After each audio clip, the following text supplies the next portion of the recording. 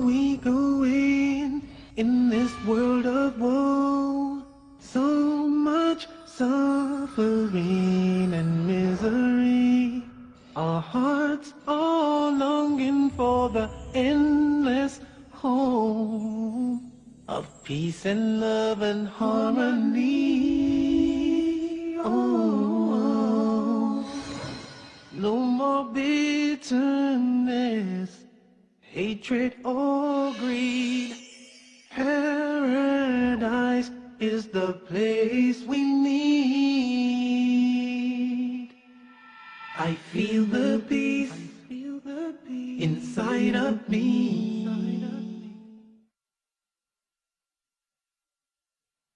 Greetings and peace. This is Dr. Laurence Brown with another episode of Interfaith Issues. I'm coming to you today with a topic that might surprise a lot of you.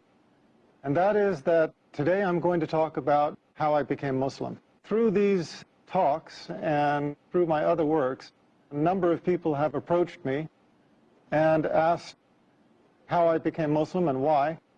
And if for no other reason than simply to tell the story once, answer everybody's questions, and let people know how I made this major change in my life and in my religion, I've decided to tell the story. The story takes us back to 1990. Before 1990, I was the typical American. I basically subscribed to the philosophy that the person who died with the most toys wins. I had spent my life accumulating different things of this world, and that was the only thing that I knew. That was the only objective I knew in life. In 1990, my second daughter was born. I guess I wasn't listening the first time. When my first daughter was born, Christina, about 10 months before, she did something I had never seen any child do before, and that is that she was able to stand from the very first day of life. From the very first day, if I put her on her feet, she would stand upright by herself. Now, I'm a doctor. I'm a medical doctor. I understand that that is something that a newborn baby is not supposed to be able to do. But I didn't see it as a miracle. I saw it as something interesting, something charming about this child. But I guess I didn't get the message. I guess the message had to come to me twice, and the second time in a more dramatic way. So, 10 months later, in 1990, my second daughter, Hannah, was born. Now, Hannah was taken directly from the birthing room in the hospital to the neonatal intensive care unit. And at the time, I didn't know why. They did not tell me. I was a doctor working in the hospital.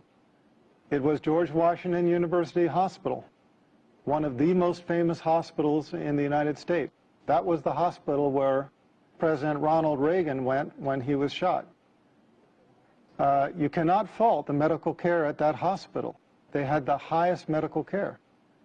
So when I found out that my second daughter was blue, I was very concerned.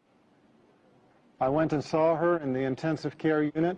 From the level of her chest down to her toes, she was a dusky, the only way I can describe it is a gunmetal blue, this deep, deep, dusky kind of blue.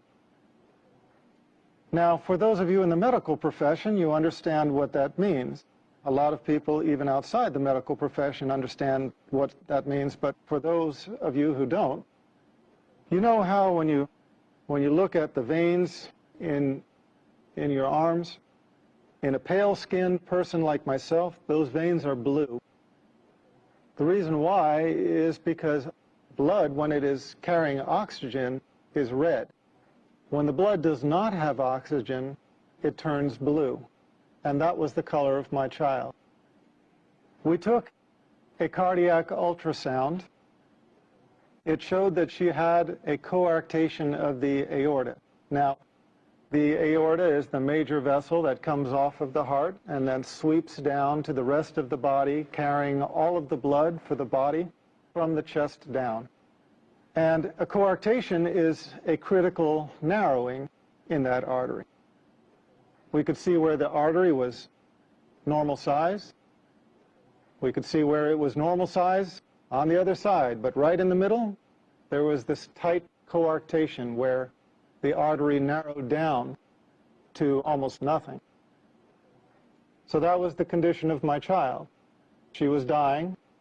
Her body was suffocating. Now, as a doctor, I understood what this meant.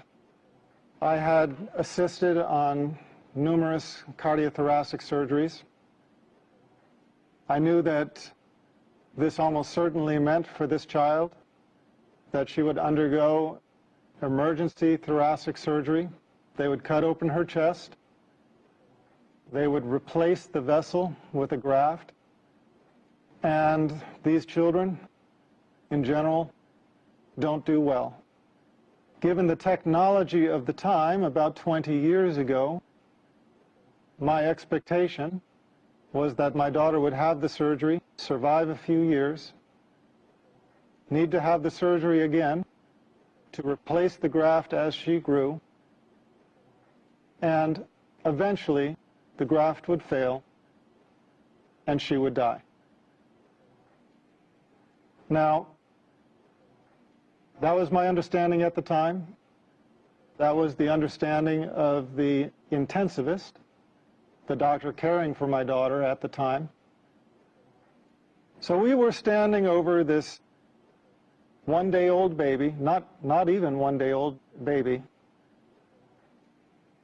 whose body was dying for lack of oxygen, and we were just watching her die. They called in a cardiothoracic surgeon from the Children's Hospital across town in Washington, D.C. When he came to see my daughter, I had to leave because I was emotional and I was not helping things. I was not helping them to do their job. I left the intensive care unit. I went down the hallway. Because it's an intensive care unit, there's a prayer room nearby. Now, I remember very clearly walking into that room and praying for the first time in my life with sincerity. And I remember it because I had never prayed with sincerity before. All of my life, I had been in charge. If there was anything that I needed, I knew how to go after it. If there was anything I wanted, I knew what I had to do to get it. I had never been in the position in my life where I faced a situation that I felt I couldn't handle it, where I knew that I was helpless. Now, a lot of people think that I came to Islam through Christianity. In a way, that's true, and I'll come to that. But at the time, it was not. I was never, at any time in my life, Christian. I used to be atheist. I was one of those who denied the existence of God. In fact, I tried to argue people away from believing in God. When I went into that prayer room, I remember one thing hit me right away, and that is that it was just a prayer room. There were no crosses, no crucifixes, no statues. There were no religious symbols at all. And immediately, I felt it was the right place to be. But because I was atheist, I prayed a prayer which I have since come to know is a little bit infamous. It's a kind of a weak prayer, but it has its strength. And that prayer is, "Oh God, if you are there." You have to remember, I had spent all of my life denying God, denying his existence. At that moment, I realized there was nothing I could do there was nothing in my worldly power to help this child. And I knew that the only power, if it did exist, that could help my child was the Almighty. So the only way I could pray was to pray, "Oh God, if you are there." And I admitted, I was honest. I said, "I don't know if you're there or not. But if you are there, I need help." And I made a deal. I made a promise. I asked God if He saved my daughter, and then if He guided me to the religion that was most pleasing to Him, that I would follow. And I remember those words precisely, asking Him to guide me to the religion that was most pleasing to Him and promising to follow. Well, I had been away for maybe 15 minutes. I walked back to the intensive care unit. When I entered the unit, the doctors were huddled around my daughter like a football team in the huddle. They were on the other side of the room at one end. When I walked in, they looked up at me, and I could see something had changed. When I walked up to them, the cardiothoracic surgeon just looked me in the eye and said she was going to be okay. The doctors around me did not understand it. He went on to give an explanation. He started talking about a patent ductus arteriosus and how he explained the fact that my daughter was going to be okay. And I looked around at the other doctors' faces, and I realized that I was not the only one that did not buy that explanation. And I realized that although that explanation worked for him, it just simply didn't work for me. I had prayed with sincerity for the first time in my life, and I could only believe that this was the hand of my Creator. We took an ultrasound before that showed this life-limiting condition. We took an ultrasound after, and she was completely stone-cold normal. She never had surgery. She never had medicine. She just went to becoming a completely normal child. As a matter of fact, she entered college this year. When I saw this miracle, I realized I had made a promise. And I realized that if I did not fulfill that promise, I would be blameworthy. So I started searching.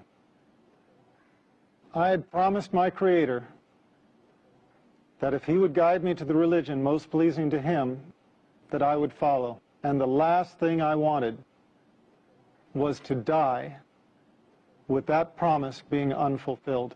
I would love to continue and finish the story all in one go, but we have an obligation to our sponsors, and so I ask you to be patient, bear with us. We're going to break for a few minutes.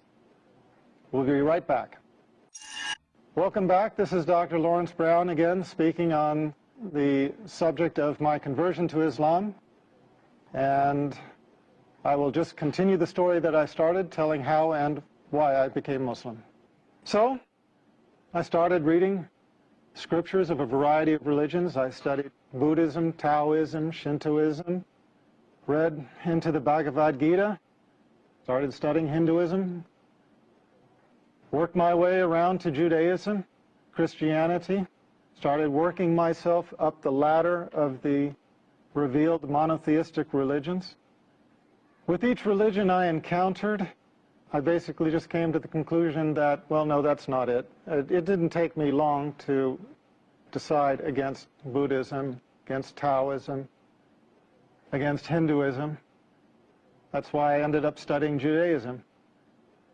When I studied Judaism, I felt, okay, now, here there is some truth, but there are also some things that I did not believe.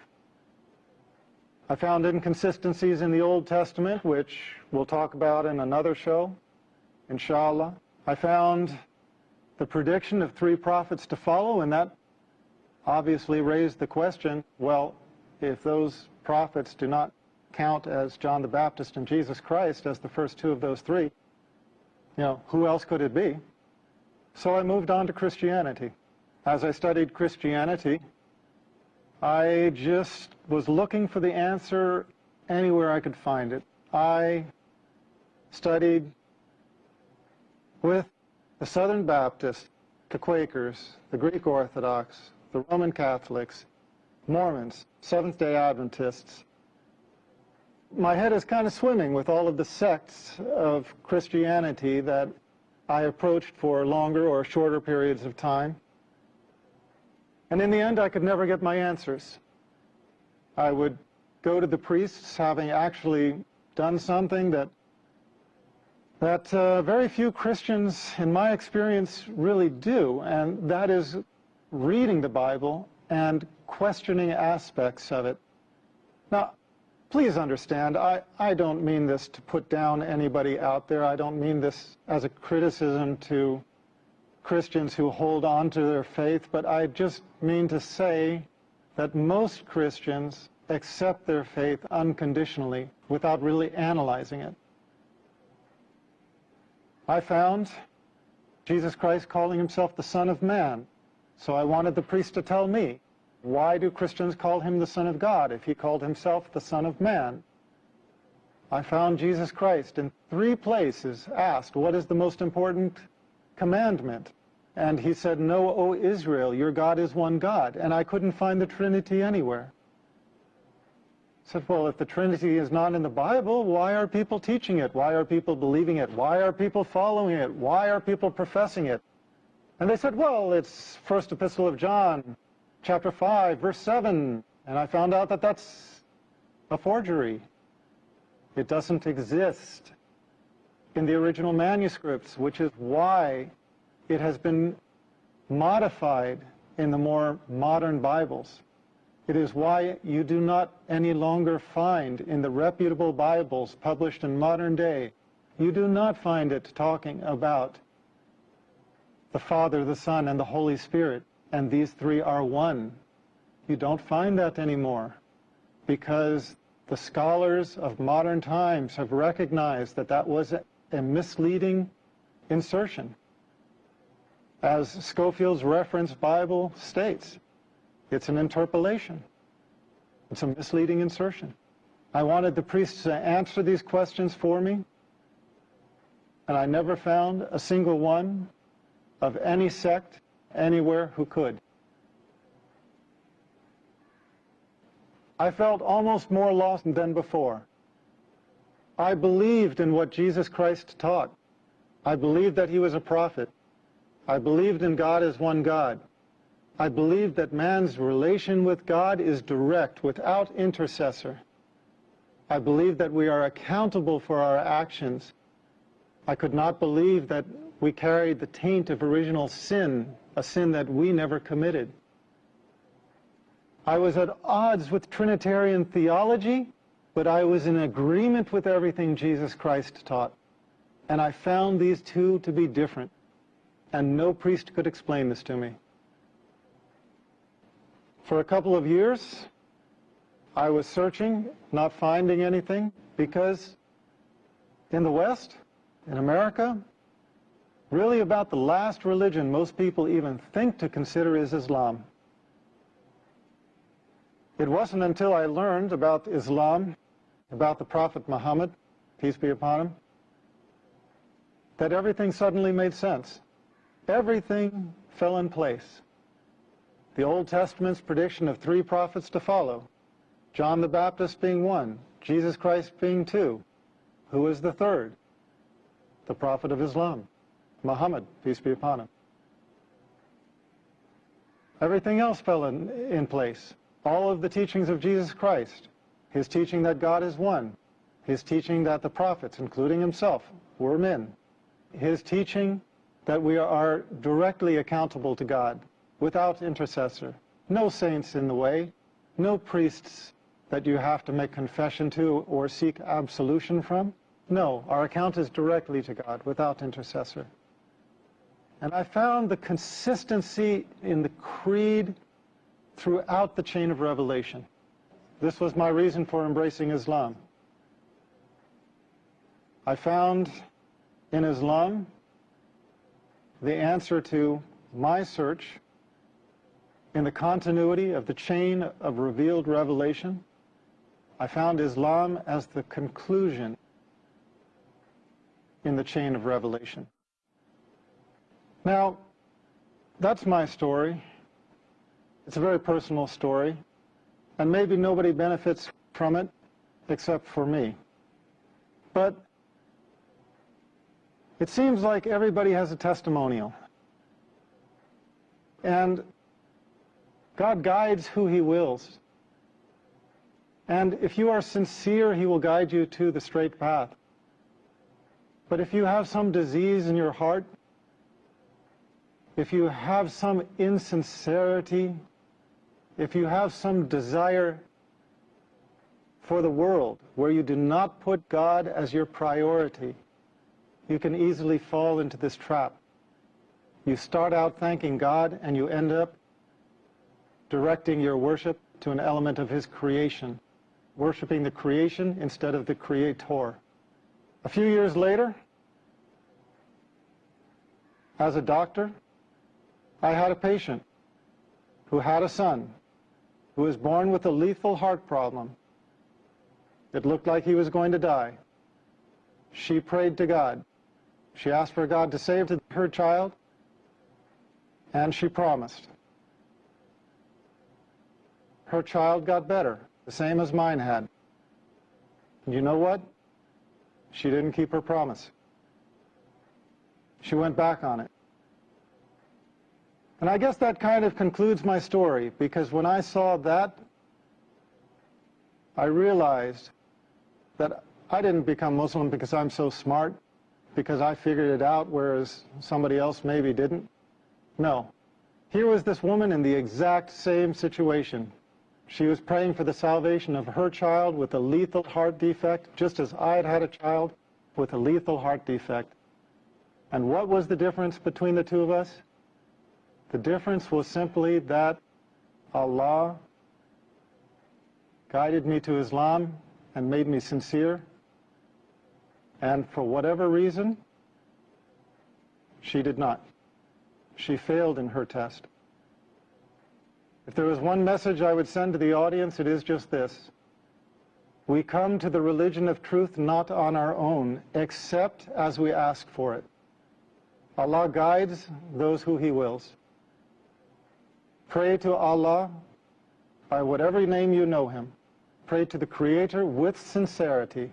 Ask Him to guide you in your heart and in your mind to the religion of truth and to make you pleased with it. And you will find, if you are sincere, and if Allah answers your prayer, you will find that the religion of truth enters your heart.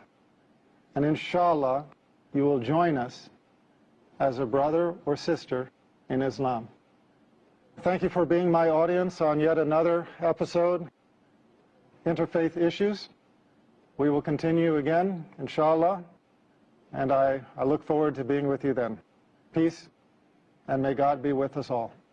I feel the peace, inside of me, a complete tranquility.